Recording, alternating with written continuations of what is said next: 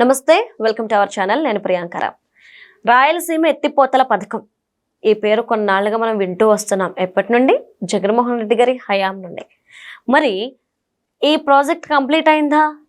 లేదు, ఆగిపోయింది. ఎందుకు ఆగిపోయింది అంటే జగన్మోహన్ రెడ్డి గారు ఏం చెప్తున్నారు, చంద్రబాబు నాయుడు గారే ఆపేశారు అని ఆయన మీద బురద జల్లి రాజకీయ లబ్ధి పొందాలని జగన్మోహన్ రెడ్డి గారు చూస్తున్నారు. ఇది ప్రజలు అంటున్న మాట, మనం అంటున్న మాట కాదు. అయితే ఈ ఇష్యూ ఇప్పుడు ఎందుకు తెర మీదకి వచ్చింది అంటే ఇక్కడ రేవంత్ గారు ప్రస్తావించడం వల్ల ఇప్పుడు జగన్మోహన్ రెడ్డి గారు మళ్ళీ వచ్చి నేను మంచి చేయాలనుకుంటే దాన్ని రేవంత్ గారు చంద్రబాబు నాయుడు గారు అడ్డుకుంటున్నారు అని మళ్ళీ అంటున్నారు. అసలు ఏంటి ఈ రాయలసీమ ఎత్తిపోతల పథకం వెనుకున్న కథ ఏంటి అనేది తెలుసుకుందాం. మనతో మాట్లాడడానికి, మనకి దీని గురించి ఎక్స్ప్లెయిన్ చేయడానికి ప్రముఖ పొలిటికల్ అనలిస్ట్ అప్పసాని రాజేష్ గారు ఉన్నారు. ఆయనతో మాట్లాడతాం.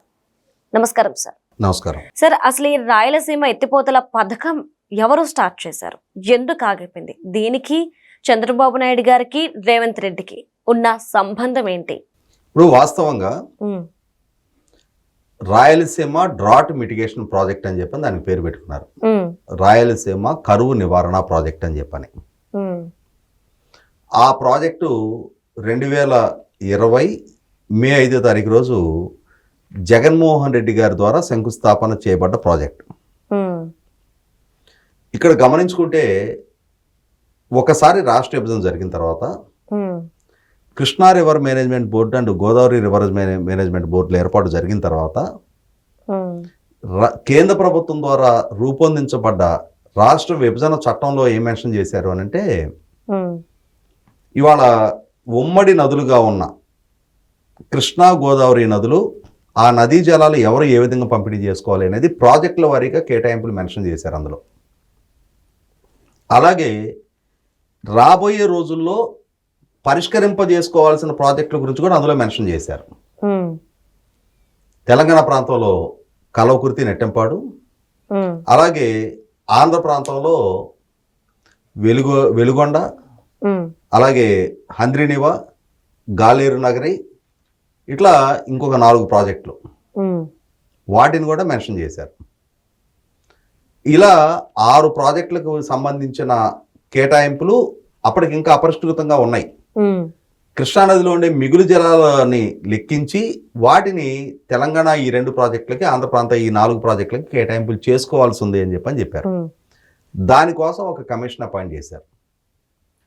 అదే సందర్భంలో ఇవాళ భవిష్యత్తులో కనుక తెలంగాణ కానీ ఆంధ్రప్రదేశ్ కానీ ఏదైనా కొత్త ప్రాజెక్టులు కనుక సంకల్పిస్తే ఆ ప్రాజెక్టులకు సంబంధించిన డిపిఆర్, అంటే ఆ ప్రాజెక్ట్ ఎక్కడ నిర్మాణం చేయాలనుకుంటున్నారు, ఏ విధమైన ప్రాజెక్ట్ నిర్మాణం చేయాలనుకుంటున్నారు, ఆ ప్రాజెక్ట్ కెపాసిటీ ఎంత, ఆ ప్రాజెక్టుకి ఎంత ఖర్చు పెట్టాలనుకుంటున్నారు, ఆ ప్రాజెక్టు ద్వారా నీరు ఎక్కడి నుంచి ఎక్కడికి పారించాలనుకుంటున్నారు, ఇవన్నీ మెన్షన్ చేస్తూ ఒక డీటెయిల్డ్ ప్రాజెక్ట్ రిపోర్ట్ ఉంటుంది.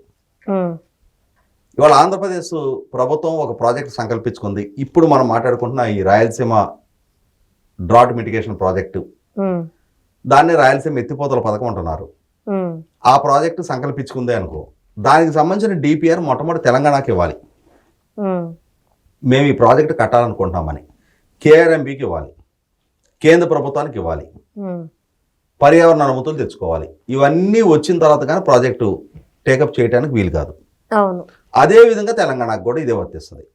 వాళ్ళు ఏదైనా ఒక ప్రాజెక్ట్ నిర్మాణం చేయాలి అనుకున్నప్పుడు ఆ ప్రాజెక్ట్ డిపిఆర్ ఆంధ్రప్రదేశ్ రాష్ట్రానికి ఇవ్వాలి మొట్టమొదట. ఇది విభజన చట్టంలో భవిష్యత్తులో నీటి యుద్ధాలు తలెత్తకుండా ఉండటం కోసం 2 రాష్ట్రాల మధ్య, 2 ప్రజల మధ్య భవిష్యత్తులో వివాదాలు తలెత్తకుండా ఉంచడం కోసం కేంద్ర ప్రభుత్వం ద్వారా చూపించబడ్డ పరిష్కారాలు. కానీ జగన్మోహన్ రెడ్డి ఈ ప్రాజెక్టుకి డిపిఆర్ లేదు, ఈ ప్రాజెక్టుకి కేంద్ర ప్రభుత్వ అనుమతులు లేవు, ఈ ప్రాజెక్టుకి పర్యావరణ అనుమతులు లేకుండా ఏకపక్షంగా శంకుస్థాపన చేశాడు.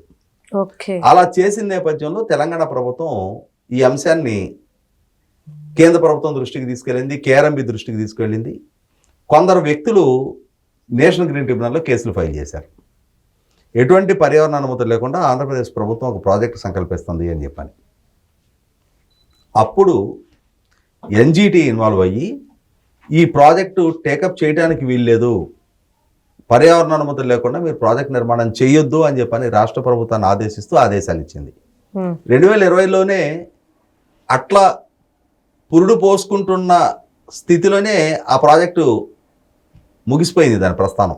ఓకే, మనం చూస్తుంటాం కదా, ఇప్పుడు కొన్ని మన విత్తనాలు నాటుతాం, అవును, కొన్ని మొక్కలుగా పెరుగుతాయి, కొన్ని ఆ మొదట్లోనే భూమిలోనే కొనారిల్లిపోతాయి, ఆ విత్తనాలే అంటే చెడిపోతాయి. కొన్ని మొక్క అట్లా మొలిసినాక ఆ మొక్క ఎదిగిరాదు. అలాగే ఈ జగన్మోహన్ రెడ్డి సంకల్పించుకున్న ప్రాజెక్టు కూడా శంకుస్థాపన, దానికి ముగింపు కూడా 2020లోనే జరిగిపోయింది. అయితే మన తెలంగాణ ముఖ్యమంత్రి రేవంత్ రెడ్డి గారు అక్కడ ఆయనకి కేసీఆర్ గారికి మధ్య, కాంగ్రెస్ పార్టీకి బీఆర్ఎస్కి మధ్య ఎవరు తెలంగాణ నీటి హక్కులను కాపాడుతున్నారు అన్న అంశం ప్రాతిపదికగా కొద్దిగా వాద ప్రతివాదనలు, విమర్శలు ప్రతివిమర్శలు నడుస్తూ ఉన్నాయి.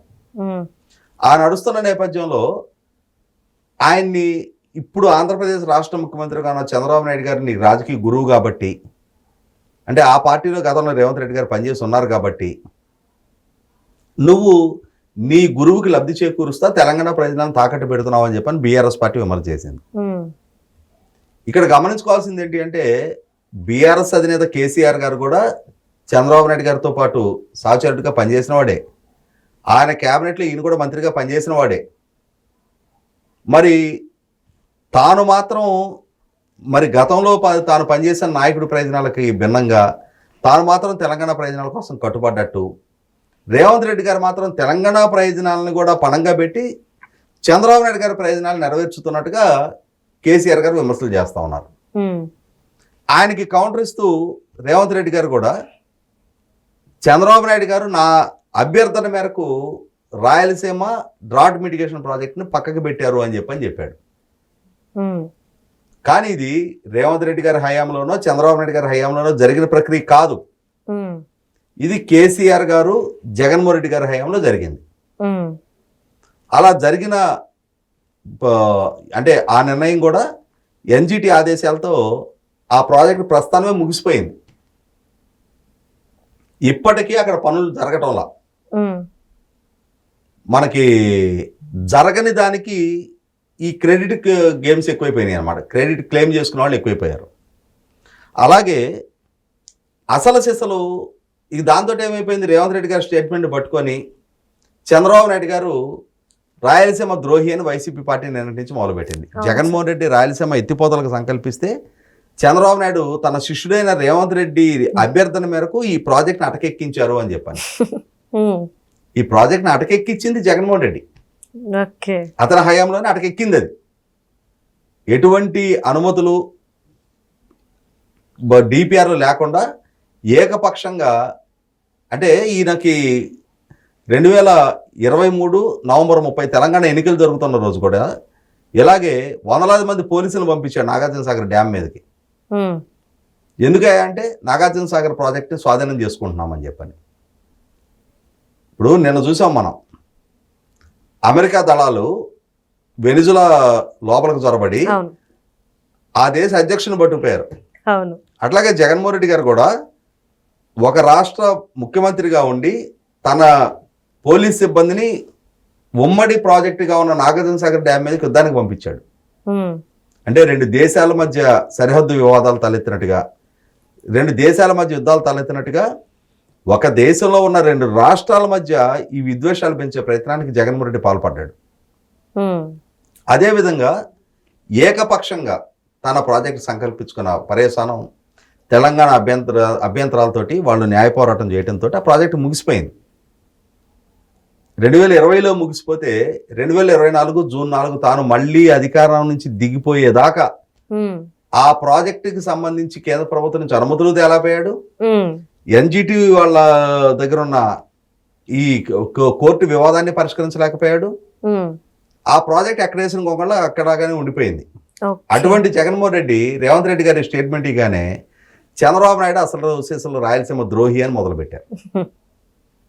ఇప్పుడు జగన్మోహన్ రెడ్డి రాయలసీమకి ఏం చేశాడు అనేది 5 సంవత్సరాలు చంద్రబాబు నాయుడు గారి పరిపాలన చూసిన రాయలసీమ ప్రజలకు ఒక స్పష్టత ఉంది. 5 సంవత్సరాలు జగన్మోహన్ రెడ్డి పరిపాలన చూసిన రాయలసీమ ప్రజలకు మరింత స్పష్టత ఉంది. రైట్.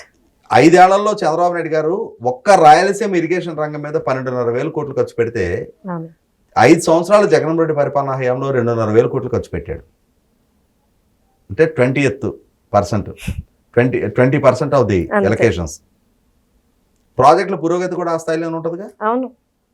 పైగా 5 సంవత్సరాలు నువ్వు సమర్థంగా ప్రాజెక్టులను హ్యాండిల్ చేయని పర్యవేశాను అవి ఎస్కలేట్ అయ్యి ప్రభుత్వం మీద భారం పెరిగిపోతూ ఉంటుంది. ఆ ఫలాలు ప్రజలకు అందవు. రెండో వైపు ఆర్థిక భారం పెరిగిపోతూ ఉంటుంది. ఈ విధమైన నిర్వాహకం చేసి పారిశ్రామిక సంస్థలన్నింటినీ ఎల్లగొట్టి పారిశ్రామిక సంస్థల ప్రయోజనాలు దెబ్బతీసి ఎగ్జిస్టింగ్ ఇండస్ట్రీస్ని కూడా పక్క రాష్ట్రాలకు తరివేసే ప్రయత్నం చేసి ఇరిగేషన్ రంగపరంగా కేటాయింపులు లేవు. అవును. అలాగే డ్రిప్ పరికరాల పరంగా చంద్రబాబు నాయుడు గారు 5 సంవత్సరాల్లో 17 లక్షల ఎకరాలకు డ్రిప్ పరికరాలు ఇస్తే ఈయన 5 సంవత్సరాల టెన్యూర్ మొత్తం కూడా పథకాన్ని పడకనేది పెట్టి కర్ణాటక అపరభద్ర నిర్మాణం చేస్తుంటే మౌన ప్రేక్షకుల్లాగా చూస్తా ఊరుకొని కేసీఆర్ గారితో పాటు జగన్మోహన్ రెడ్డి కేంద్ర జలశక్తి శాఖ మంత్రి దగ్గర అపెక్స్ కౌన్సిల్ మీటింగ్లో పాల్గొని ఆ మీటింగ్లో కృష్ణానదీ జలాలని సమాన ప్రాతిపదిక మీద పంచుకోవాలి అని చెప్పని తెలంగాణ ముఖ్యమంత్రి కేసీఆర్ గారు ప్రతిపాదన తెస్తే దానికి కనీసం తన అభ్యంతరాన్ని కూడా వ్యక్తం చేయని పర్యవసానం ఇవాళ ఉన్న 512 టీఎంసీల ఆంధ్రప్రదేశ్ కేటాయింపులు 299 టీఎంసీల తెలంగాణ కేటాయింపుల్ని సమాన ప్రాతిపదిక మీద పంచడం అంటే 405 టీఎంసీలు ఒక్కొక్క రాష్ట్రానికి కేటాయింపులు చేయాలి. అవును సార్. అంటే ఆంధ్రప్రదేశ్ రాష్ట్రానికి 106.5 టీఎంసీల నష్టం జరుగుద్ది. ఈ 106.5 టీఎంసీలు ప్రధానంగా నష్టం జరిగేది రాయలసీమకే. అసలు సిసలు రాయలసీమ ద్రోహి జగన్మోహన్ రెడ్డి అనేది ప్రజలకు ఒక స్పష్టత వచ్చింది. కాబట్టి మొన్నటి ఎన్నికల్లో గత ఎన్నికల్లో 49 స్థానాలు ఇచ్చిన రాయలసీమలో మొన్నటి ఎన్నికల్లో 7 స్థానాలకు పరిమితం చేశారు. ఇంకా నేనే ప్రజలను మభ్యపెట్టగలను, నేనే ఏమార్చగలను, నేను చెప్పిందే ప్రజలు విశ్వసిస్తారు, ప్రజలకంటూ వాళ్ళకు సొంత రాజకీయ అవగాహన కానీ ఆ రాజకీయ పరిజ్ఞానం కానీ చుట్టూ ఏం జరుగుతుందనేది తెలుసుకునే కనీసం మాత్రపు పరిజ్ఞానం కూడా వాళ్ళకి లేదు. కాబట్టి నేనే వాళ్ళని ఏమార్చగలుగుతానని ఒక భ్రమల్లో ఉన్న జగన్మోహన్ రెడ్డి ఇప్పుడు రేవంత్ రెడ్డి గారి స్టేట్మెంట్ని బేస్ చేసుకొని చంద్రబాబు నాయుడు గారిని రాయలసీమ ద్రోహిగా చిత్రీకరించే ప్రయత్నం చేస్తూ ఉన్నాడు.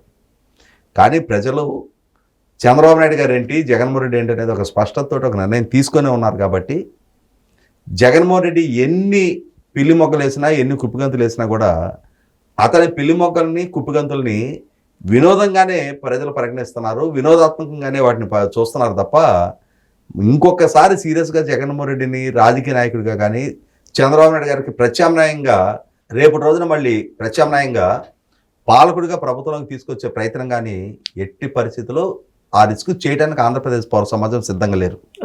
కానీ జగన్మోహన్ రెడ్డి గారు మాత్రం ఆయన సొంత మీడియా, ఆయన సోషల్ మీడియా, వాళ్ళ వ్యూహకర్తలు, వాళ్ళ నాయకులు మాత్రం జగన్మోహన్ రెడ్డి ఏ భ్రమంలో ఉన్నాడో వీళ్ళు కూడా అంతకంటే ఎక్కువ భ్రమంలోనే బతుకుతా ఉన్నారు. Okay, right. Thank you so much sir.